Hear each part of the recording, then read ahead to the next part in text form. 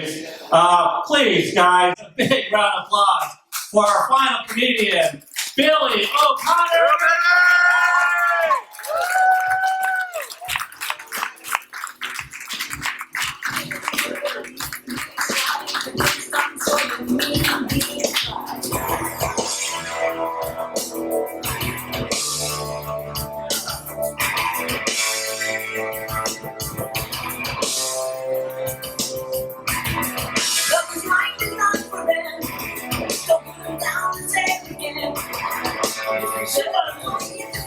How we doing out there? The lights are here. Why is your fish back there? Such a nice audience. I tell you, I want to thank first of all the Hall of Flame for having me here. I want to thank Chuck and Holly Montgomery for all they do. All the volunteers out there for you.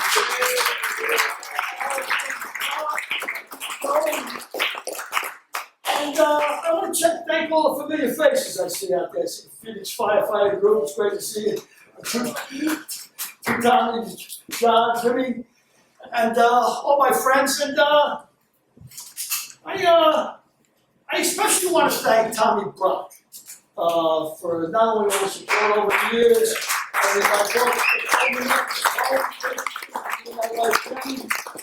Tommy has got a beautiful home. But it's hard to find than an honest politician. I've been there 100 times. I still can't find it without a GPS. Tommy, who the hell was your real estate agent, Magellan? But I want to wish also all the couples out there happy Valentine's Day, especially my wife Jenny. Happy Valentine's Day. You know, my wife Jenny is more than a few years younger than me. I asked her one day, I said, why did you marry me anyway? She said, because you're funny. I said, really? I thought I was good in bed. She said, good in bed? You see what I mean? You're hilarious. She told me one day she wanted to get a cat, right? And I'm a dog guy. I don't like cats. I'm a dog guy, you know, but I didn't want to seem like a Neanderthal. I just recently married. So I figured, you know, I kissed the Blondie stove. You know, I'll finesse this. I'll grease the pans so the cookies don't stick, you know? So I go into the song and dance, and I said, you know, I would get a cat. But the problem is I get so emotionally attached to animals that when they die, it just breaks me up. And she didn't skip a beat. She said, oh, you don't have to worry about that. Cats live 20 years. You'll be dead long before the cat. You're not getting the cat. But age is no joke. It's no joke, you know. I used to run amok. I could barely walk amok, you know. I downloaded one of those apps. Did you see these apps, what you're going to look like in 20 years? They sent me a picture of a pile of dust. Of course, as we get older, we all got the common fear, you know, Alzheimer's, dementia. It scares me. Every time I can't remember her name, it scares me. I had a buddy of mine, Frankie Chicklets, from New York. I'm in town. He said, Billy, you got to go to this restaurant. Unbelievable restaurant. I said, cool, what's the name of the restaurant? He goes, you know what's up? I mean, the food is great, the prices are right, the ambiance. I said, hey, all right, I'm sold. What's the name of the restaurant? He says the name of the restaurant. Oh, which I know. It's a flower, it's got a long stem, and it's got thorns, and it's red. I said, a rose? He says, yeah, that's it. Rose, what the hell was the name of that restaurant we were going to?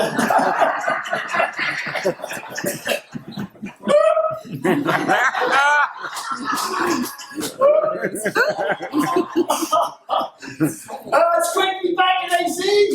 A lot of fun in AZ for 6 years. Love AZ. You know what I love about AZ? It's your proximity day. Only 5.5 hours to Vegas, 6.5 hours to LA, and in the summer, you're only 20 minutes from the sun. And I used to love, you know, guys from New York would call me up, hey Billy, I'm AZ, I'm going to come visit you. And I'm the no ball breaker from way back, you know. I said, when do you want to come out? I'm going to come out in August. I said, August, go ahead. Come on out in August, you know, play some golf. Great idea. It was working. Just so I could pick him up in the airport, and those doors open for the first time, and they get hit with that 120 blast of oven heat. You know, it looks like somebody kicked him in the balls. I used to love it. Oh, man. I'm drinking this water here. I'm getting too old.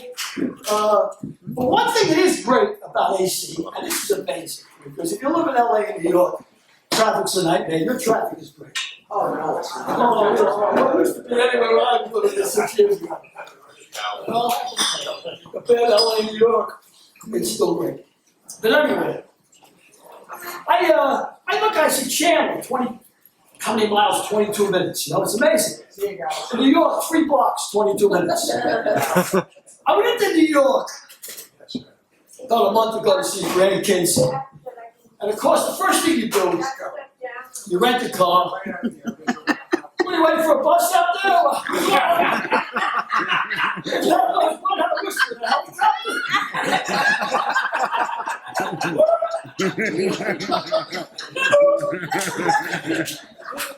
the first thing you do, of course, you get into your car, you adjust the mirrors, you adjust the seats, and if you're a native New Yorker, you make sure both middle fingers are valid. Because you really can't drive in New York without those middle fingers. It's essential.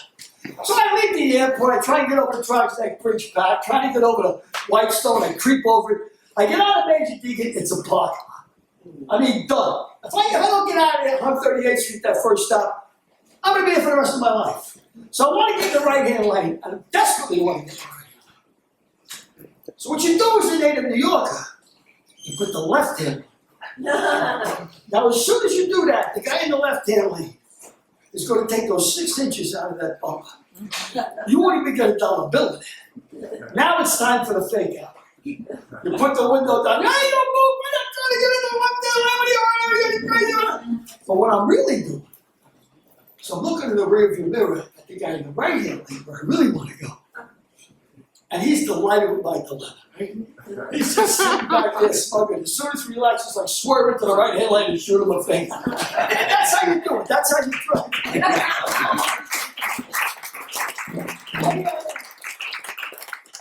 I grew up in a tough neighborhood in the Bronx, you know. Yeah, I did. I grew up with all these dudes, thems and those guys, you know. One Saturday night, I walked 3 blocks and never left the scene of a crime. I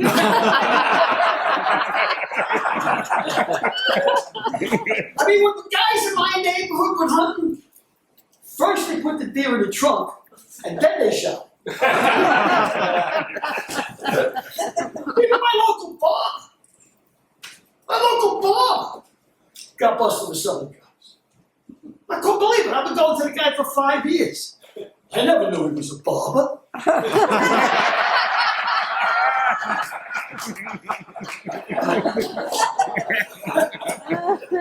I'm walking down in Glendale the other day. I guess you never really leave the Bronx. There was a guy with a bumper sticker. Said, I miss the Bronx. So I broke his window, I stole his radio, I left him a note. I said, here you go, pal, I hope this helps.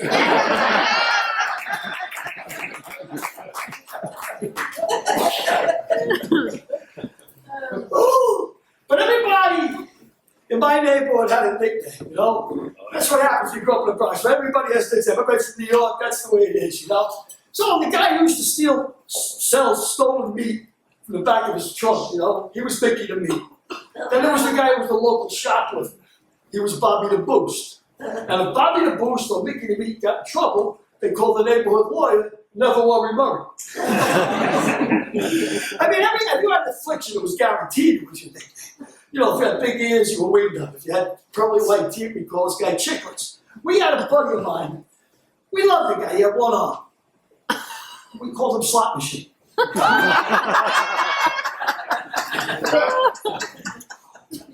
Now, I got an affliction, and I don't really talk about it that much. It's not really because I'm ashamed of it.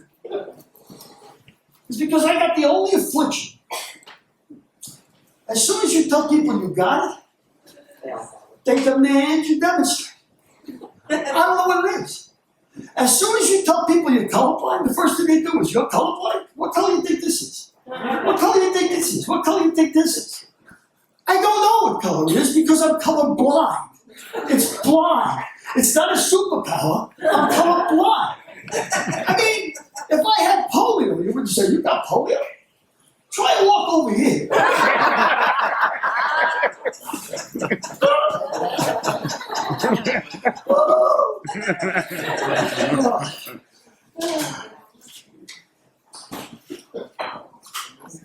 I was born, obviously, at an early age, obviously.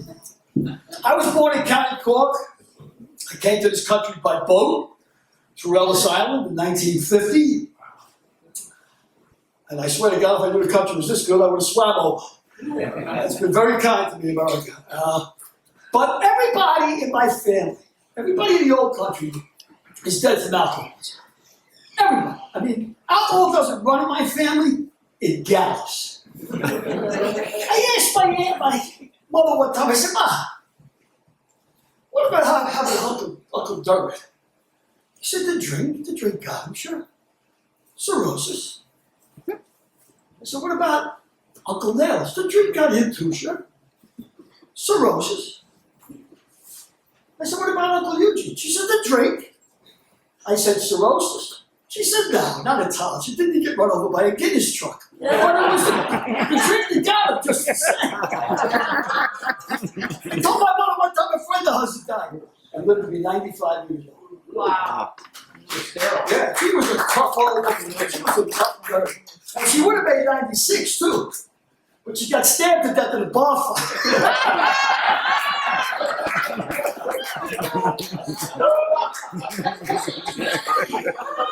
You know, my old man, Father Mercy on him, used to go out to a place called Dingle, West carrying fish. And he swore to God that this story was as true as God. He said he used to fish, and he always put a pint of Jameson's between his thighs. And he was baiting the hook one day, and didn't the worm fall into the whistle? He said, Billy, I'll tell you a word of a lie now. He said, I fished the whiskey out, the worm out, and no sooner did the line hit the water, he said, I caught a 2-pound trout. And he said, the remarkable thing about it was that the fish hadn't swallowed the worm had the fish by the throat.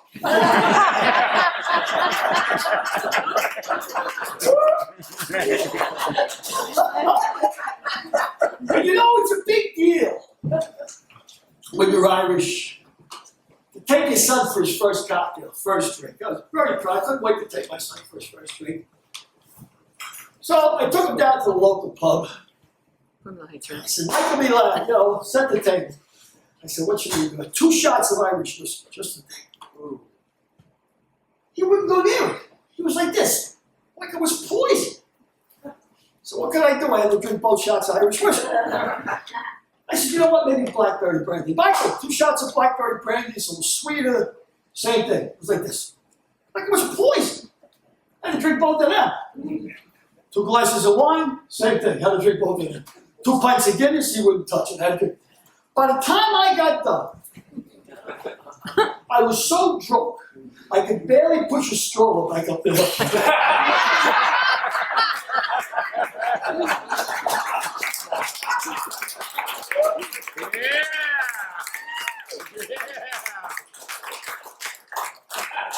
But I'm not letting my tiny friends off the hook here either, man. Alcoholism doesn't know no ethnicity, it doesn't know any nationality. I was 10 at bar. I owned a couple of bars in Queens and the Bronx. And this guy asked me to do him a favor, to borrow his Italian restaurant for the weekend. So I'm only out there for the weekend. As soon as I walk in the door, the guy tells me, now listen. Under no circumstances, give the chef anything to drink. He said, alcohol. Okay, I'm back there for the weekend, but I get it. No sooner I get behind the bar, the chef comes out. Hey, paisa, I need a glass of red wine for the grade. I give him a glass of red wine for the grade. Of course, this goes off every 15 minutes. Red wine for the grade, red wine for the grade. By the end of the night, he stumbles out of the kitchen. He goes, hey, paisa, screw it. Give me a gin and tonic for the grave. But for my Italian friends out there, you definitely like having an Italian friend if you go to the hospital. If you're unfortunate enough to go to the hospital, you know your Italian friend is either going to visit you or he's going to at least call. And it's not so much that he's concerned about your health, he just wants to gamble on the room number.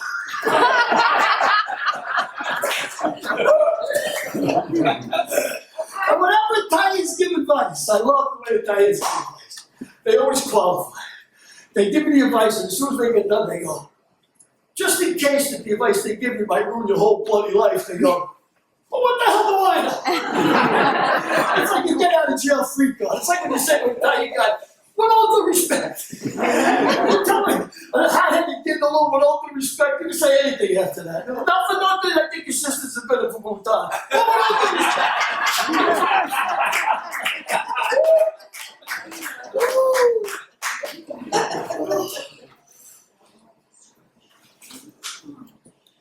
It's my first book. It's called Confessions from a Bronx Bookie. Very proud of it. I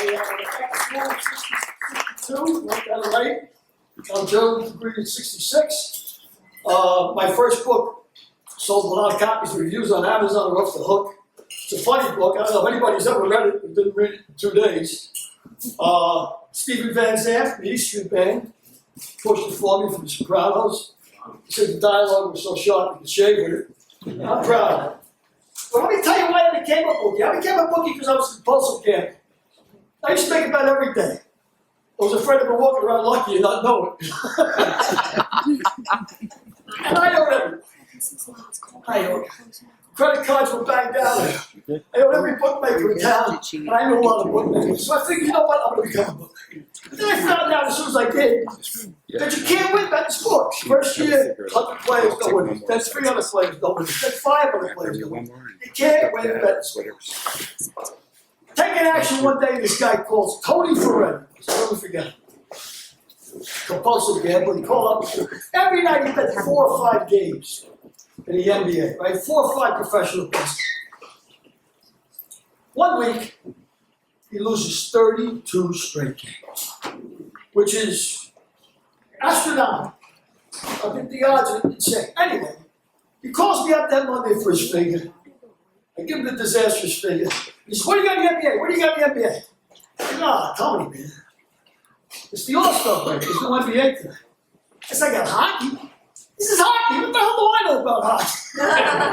What the hell do you know about hockey? I'm surprised nobody has to warn you twice a day.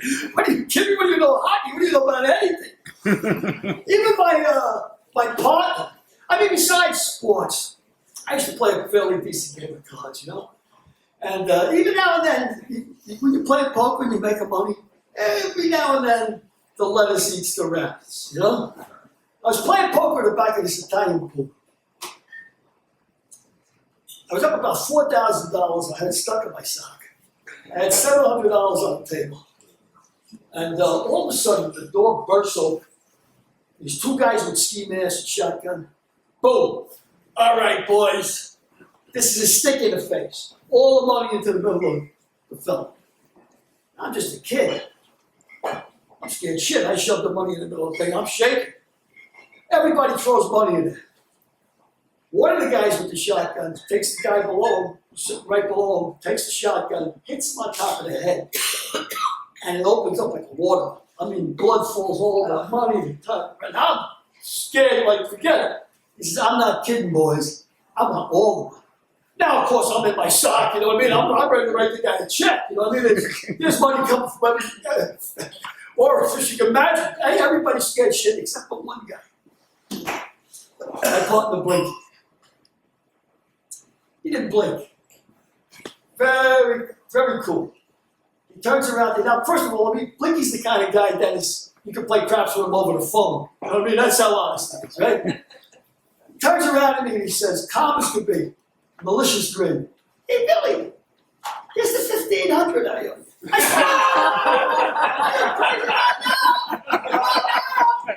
I look at me now! You maggot! Now he's got me laughing because I know he's breaking my balls. I'm laughing in the middle of the hall. Right? I should be scared shit. But we were so sick, me and Blinky, we were making a search on the floor above the fire. It was one Sunday afternoon, about 2 o'clock, and the smoke was banked out real bad. So we go through the door, we make a search, he separates one bedroom, I go to the other, he hits the kitchen, I hit the bedroom, we meet back in the middle, search the closets. I said, you see anything? No, we're good? I said, yeah, let's get out of here. Just about to get out, he goes, wait a minute. Look, there's a TV. Maybe we get the giant score. He puts the thing on, I'm trying to move the smoke, right? To get the giant score. Gambles are sick people. And you know what? I like Vegas too, man. I used to go out to Vegas because I like it all. And of course the jogger. Over the crap table. Perhaps he didn't come and do it, he won't do it again. Danger's over. Double up and catch up, you know? I used to love all that stuff. There was a guy. Went out to Vegas. He took his life savings. And he lost it all. Now he embezzled $30,000 from his company. And he lost all of that. Now the guy was destitute. He didn't know what to do. He knew he was a loser. The ball game was up. And he decided to commit the ultimate act of self-criticism, right? So he's going to throw himself off a bridge. And just before he jumps, he hears a voice in his ear. Wait a minute! Wait a minute! Don't jump! Look at your right-hand pocket. So he looks in his right-hand pocket. And there's a $20 chip from the stand. The voice says, back to the sands, back to the sands. Goes back to the sands. Roulette wheel, roulette wheel. Goes up to the 26 black, 26 black. He puts it on 26 black, croupier spins, bang, 26 black. Terrific, 36 to 1. He's about to pick the money up. The voice says, let it run, let it run. Thing spills it, sure enough. Comes in, bingo. Huge money. Now he's ready to pay back the money he stole, pay back the money he lost. He's in heaven. The voice says, put it all on 4 red. He moves it all 4 red. Spins the wheel, 19 black. The guy's gobsmacked. He's flabbergasted. He screams in agony. What the hell am I supposed to do now? The voice says, back to the bridge.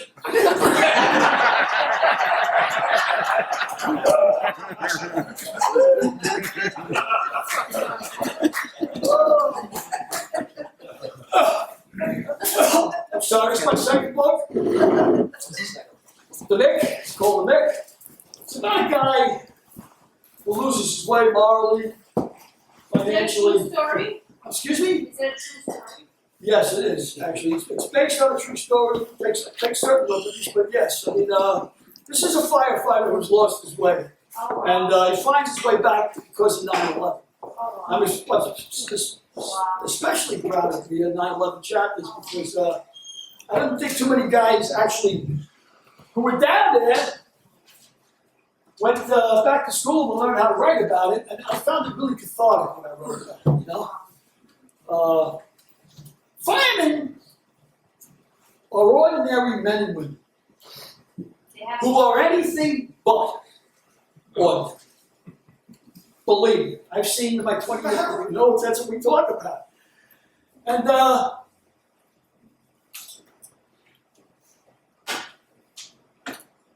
little boy once told me, he looked up and he said, Mister, when I grow up, I want to be a firefighter. I said, son, trust me, you can do one or the other. You can't grow up and be a firefighter.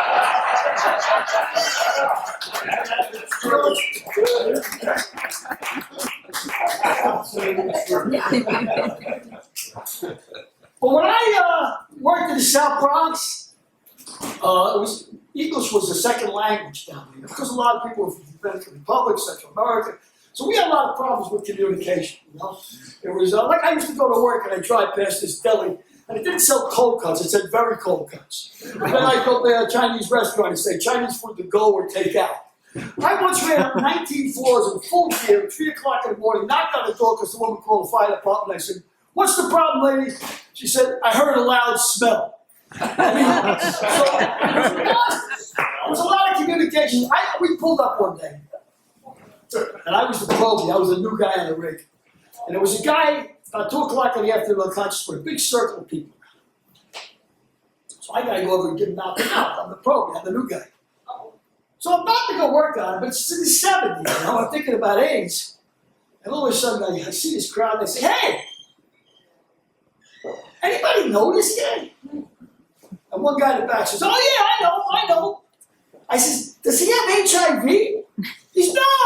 I said, "Oh, cool." I'm about an eighth of an inch from his mouth, and the guy says, "I think he's got bull crows."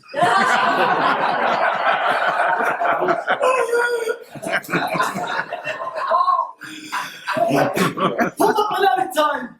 There's a guy in the middle of the floor, his head split open, his blood everywhere. There's a crowd of people around. My sister says, "Well, what the hell happened to him?" She says, "Somebody hit him up the head with a smoothie." I said, "Smoothie? What the hell's a smoothie? You know what I think you smooth your clothes out with?"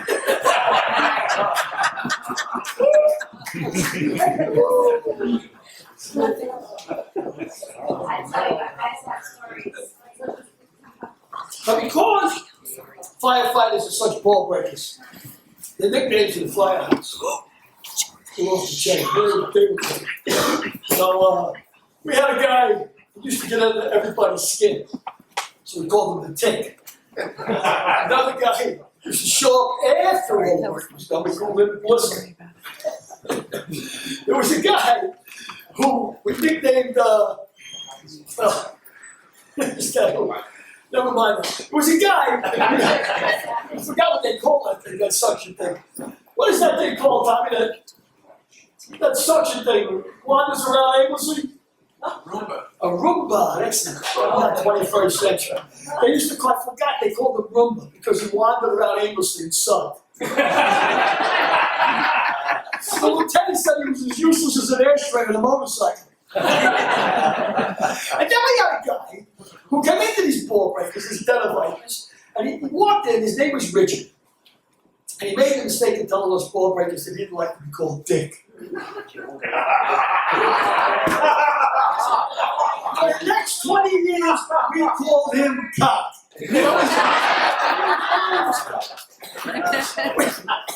Here's a true story. We had a guy who cut his thumb off with the partner saw. He was bending the roof, bad job. The partner saw a slip and cut his thumb off. Now he wanted to stay on the fire department so bad that he got his big toe amputated and transplanted to his thumb. Really a hell of a guy. And you would think that he'd be a bit of a hero. And he was. But thumb and toe, we called him Thumb. And everybody broke. We didn't wait till he got out of the hospital. Somebody sent him a book and said, "Hey, Mook, dump through this." We're gonna eat lunch in the dining room. And Joe Mum would say, "Come on, Thumb. What are you, some kind of animal? Get your foot off the table for Christ's sake." You're going to give us all a case of athlete's foot, you know? Athlete's hand. There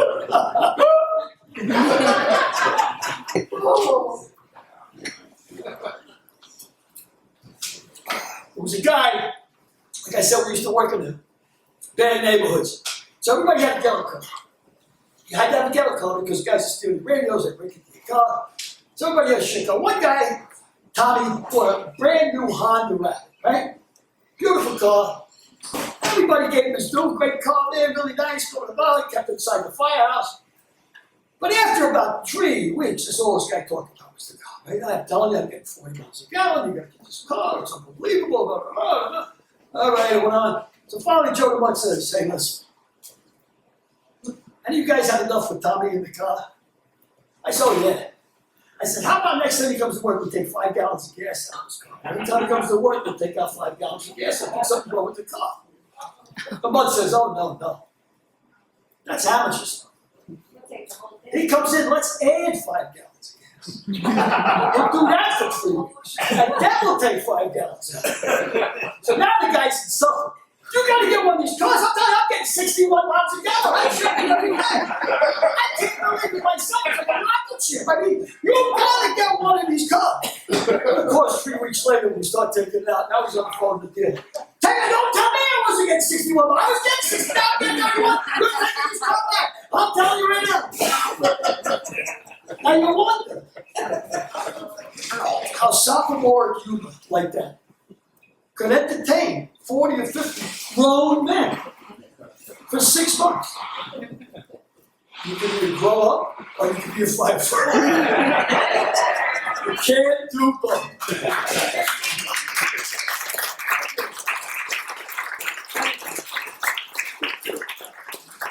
I was on a sailboat trip with these screwballs in the Caribbean. And I wasn't drinking at the time, which was a rarity for me, but I wasn't. And all the other guys are downstairs, of course, they're partying, they're drinking, so then it's 6 o'clock in the morning, the sun comes up, they're floating the burp, and I go up on deck. I get up on deck, and there's one guy named Joe the Mutt. And the Mutt's got a $3,000 Nikon. And there's this beautiful rainbow sluicing into the Caribbean. And I said, whoa, man, that's gorgeous. I said, what are you going to do with the camera? Take a couple of pictures of the rainbow? He says, nah, not really. He says, drop your pants. I want to get a couple of pictures of the family jewels. I'm a fireman, I don't care. I drop my pants and take the thing. One of the guys on the trip, his name was Steve Lonigan. Now, Lonigan had married a woman who had left the nunnery. She was in the nunnery for 8-9 years. She had liked it, and he married her. A lovely girl, but still extremely religious, right? So the second day I'm back on deck with the Mutt, come back up, he's up there by himself again. I said, hey man, you want to take a dinghy? Go and take pictures of the island? He said, nah, not really. He says, turn around, move me, let me get a picture of your ass. I said, Joe, look, I don't care. This makes no difference. But what are you doing with that camera? That's all you've been doing the whole trip. Joe's junk, Bob's balls, Andy's ass. What are you doing? He says, oh, this ain't my camera. He says, it's Lonigan's. He goes, that nut does everything for him. I can't wait till she develops these pictures.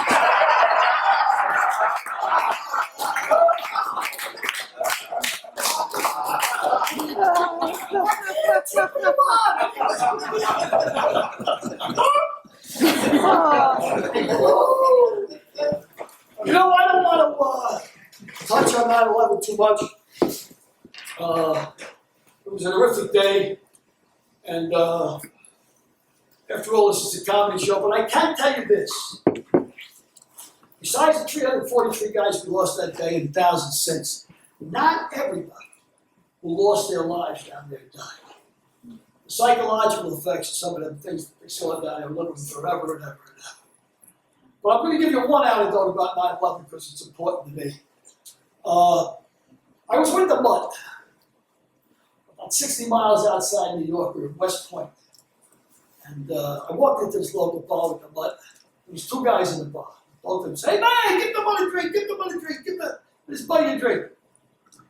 I'm halfway through the beer. And I turn around to the Mutt and I say, you ever been to this joint before? He says, no. I said, you know, you're unbelievable. Everybody knows you. I said, when you die, they're going to bury you in Yankee Stadium. He says, Billy, when I die, I hope they bury me in a phone booth. So I want to outlive every one of these sons of bitches, right? Well, the Mutt didn't really get his wish. He's down there under that rubble, 9/11.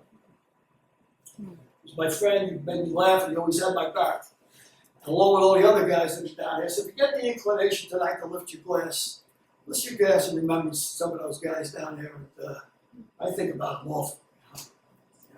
Now,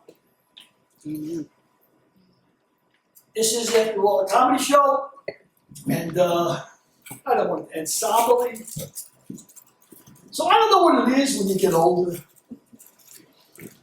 but you automatically think you get smart. You feel compelled to give advice. You don't really get any smart. You just feel compelled to give advice, you know? So instead of the wisdom of the ages, I'll give you the wisdom of the age. First, you young people out there, I see a couple of young girls out there.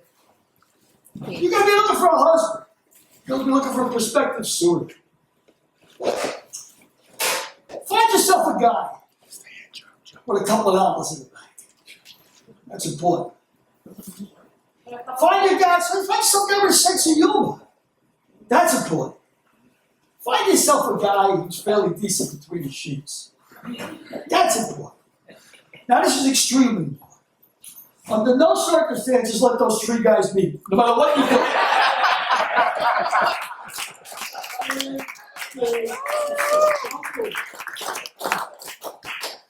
Now you young guys out there, especially the drinkers, I see you having a couple of cocktails. Listen, I was a drinker, I was a drunk, it's never. Some night you're going to go home at 4 or 5 o'clock, not be alone. Anybody looking to get laid in this house or what? Guarantee she rolls over the years. She ain't got nothing but cooking turkey out there, bang pots. Well, you're going for the morning. You try and give advice to kids. The kids don't listen. They don't listen. My nephew, he got tossed out of class the other day for flirting with some little girl. I wouldn't care. It's the third time this semester. And I told him, I said, keep it up. Keep it up. They're going to take your teacher's license. But kids don't listen.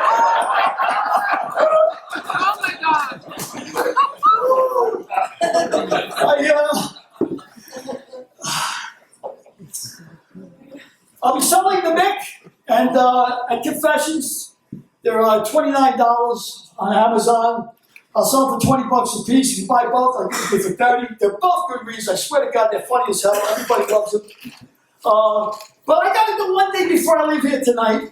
And what I got to do is break my fellow Phoenix firefighters guy's balls. Because I love them. And I got to break their balls. Every time they would come out to see me in Phoenix, I told them, I'm going to do a clean set here. Bring your wives out. And halfway through it, of course, the angels of my better nature would desert me, and I revert right back to the unmistakable mark of a gun, from whence I came. So I told them again tonight, but before I go, I got to do one off-color joke just to break their balls because I love them. You know what buys me bananas, makes me pissed off? Corporations. They denigrate women. They degrade women. This idea that sex sells. They sell it beer, cigarettes, cars with sex. This idea that men are mad for pussy. And that's complete bullshit. I want to tell you this, men are not mad for pussy. There's nothing sexy about the organ itself. That's not what turns us on. It's women. We love women. We love a pretty face, a great pair of legs, a personality, the way you put your hair when you come out of the shower. It's women. Now, to prove my point, if an unshaved, unattached favorite joke. vagina crept through that door right now, unshaved, unattached, and just crept through the door like this, right? Let's see that. Yeah! Oh my God. Picture when we saw the way a horse's mouth does when it munches oats, right? Just coming on down the aisle. Yeah. And I'm not talking about what Tony Tripoli was talking about, these ball pussies out there, right? These Hitler mustaches, these landing strips. No. I'm talking about a good old-fashioned mat from my day. When you can wipe your feet out, you know what I mean? See that baby chopping its way down the floor. No man out there is going to get turned on. As a matter of fact, one of you is probably going to hit it with a shovel. I'm going to kill that thing before it gets out of here. Before I get out of here, one piece of advice from the heart. Think every day, laugh every day. And let something touch your heart every day. That's a day well spent. I'm Billy O'Connor. You've been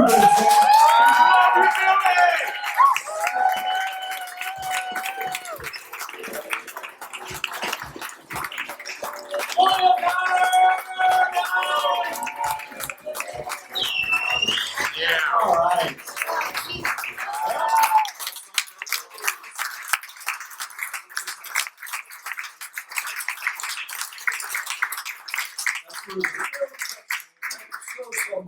That's for his wall back in California. What is that? It's all signed, but no little messages, not much profanity on there.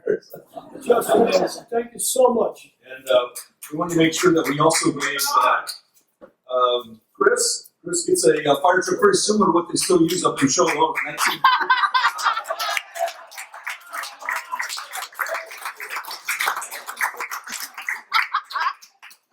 Fireman.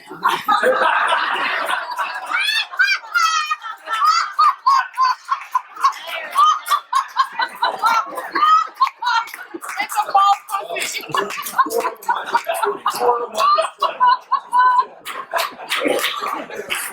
Looks like about the right size. It's a bunny. Lots of room. And of course, it's not a complete night unless. Now, understand, Karen's been working at the museums almost since I started. I kind of recruited her from Pioneer, Arizona.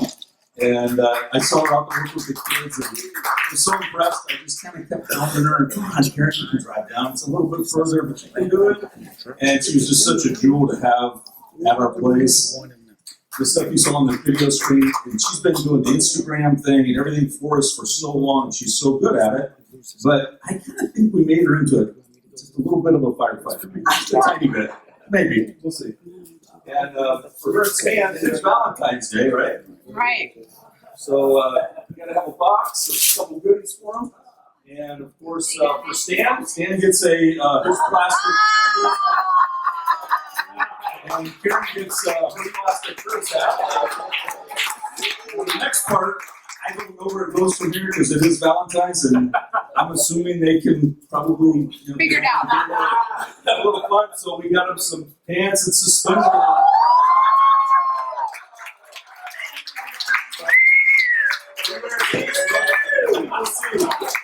We'll see. Hey, she reached first. Yeah, the picture stand shirtless and throwing the suspenders out. No longer a pilot. So it's either Karen's treat or Stanley Steamer. No longer a pilot. Big round of applause, please, guys.